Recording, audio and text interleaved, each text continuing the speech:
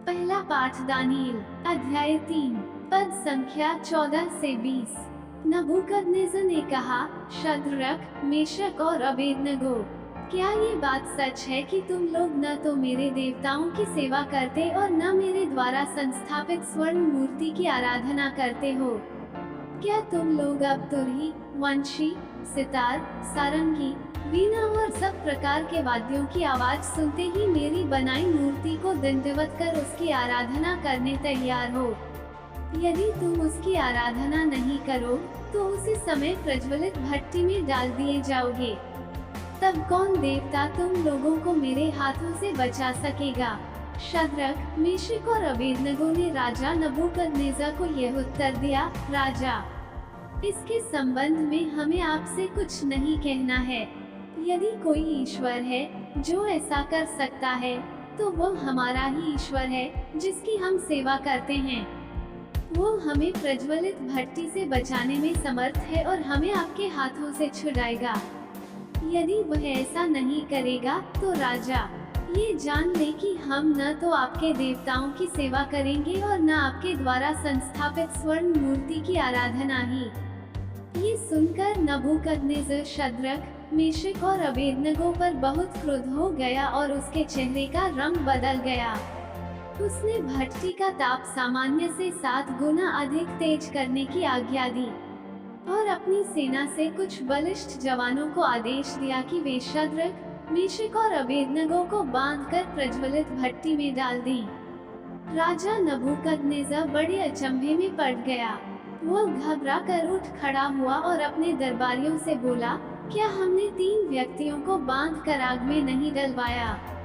उन्होंने उत्तर दिया, राजा, आप ठीक कहते हैं। इस पर उसने कहा, मैं तो 4 व्यक्तियों को मुक्त होकर आग में सकुशल टहलते देख रहा हूँ। चौथा स्वर्गदूत जैसा दिखता है। तब नबूकदनेस्सर बोल उठा, धन्य है शद्रक, मेशक और अबेदनगो का ईश्वर। उसने अपने दूत को भेजा है जिससे वह उसके उन सेवकों की रक्षा करे जिन्होंने ईश्वर पर भरोसा रखकर राजाज्ञा का उल्लंघन किया और अपने शरीर अर्पित कर दिए, क्योंकि वे अपने ईश्वर को छोड़कर किसी अन्य देवता की सेवा या आराधना नहीं करना चाहते थे।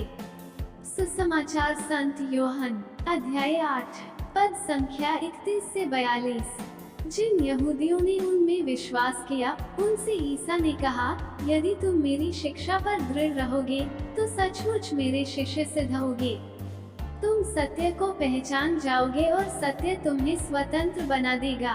उन्होंने उत्तर दिया, हम इब्राहिम की संतान हैं, हम कभी किसी के दास नहीं रहे।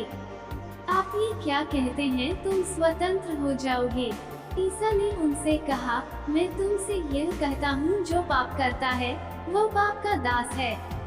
दास सदा घर में नहीं रहता, पुत्र सदा रहता है।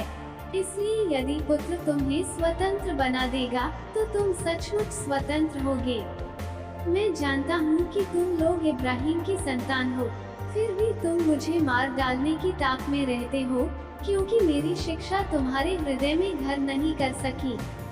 मैंने अपने पिता के यहाँ जो देखा है वही कहता हूँ और तुम लोगों ने अपने पिता के यहाँ जो सीखा है वही करते हो।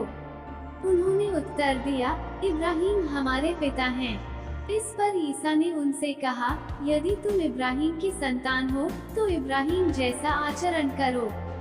अब तो तुम मुझे इसलिए मार डालने की ताक में रहते हो कि मैंने जो सत्य ईश्वर से सुना वह तुम लोगों को बता दिया। यह इब्राहिम जैसा आचरण नहीं है। तुम लोग तो अपने ही पिता जैसा आचरण करते हो। उन्होंने ईसा से कहा, हम व्यभिचार से पैदा नहीं हुए, हमारा एक ही पिता है और वही ईश्वर है। ईसा ने यहूदियों से कहा, यदि ईश्वर तुम्हारा पिता होता तो तुम मुझे प्यार करते, क्योंकि मैं ईश्वर से उत्पन्न हुआ हूँ और उसके यहाँ से आया हूँ। मैं अपनी इच्छा से नहीं आया हूँ, मुझे उसी ने भेजा है। मनन चिंतन। कलीसिया के इतिहास में देखा गया है कि कई संत लोगों को विभिन्न प्रकार की यंत्रणाएं सहनी पड़ी।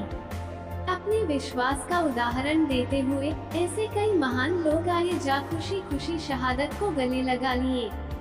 नबूकदनेस्सर भी शद्रक, मेशक और अबेदनगो को अपने ईश्वर को छोड़ उसके द्वारा बनाई गई मूर्ति की आराधना करने को विवश करता है। वो उन्हें अग्निकुंड में अड़ाल कर मारना चाहता है, लेकिन प्रभु का दूत उन तीनों को बचाता है क्योंकि उन्होंने अपने प्रभु की आराधना की। वे अपने विश्वास में दृढ़ बने रहे। प्रभु यीशु अपने शिष्यों से कहते हैं, यदि तुम मेरी शिक्षा पर दृढ़ रहोगे तो सचमुच मेरे शिष्य सिद्ध होंगे।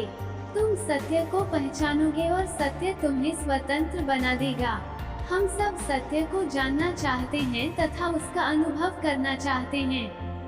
प्रभु का वचन हमें सत्य का ज्ञान प्रदान करता है तथा हमें पाप की दास्ता स्वतंत्र कर देता है।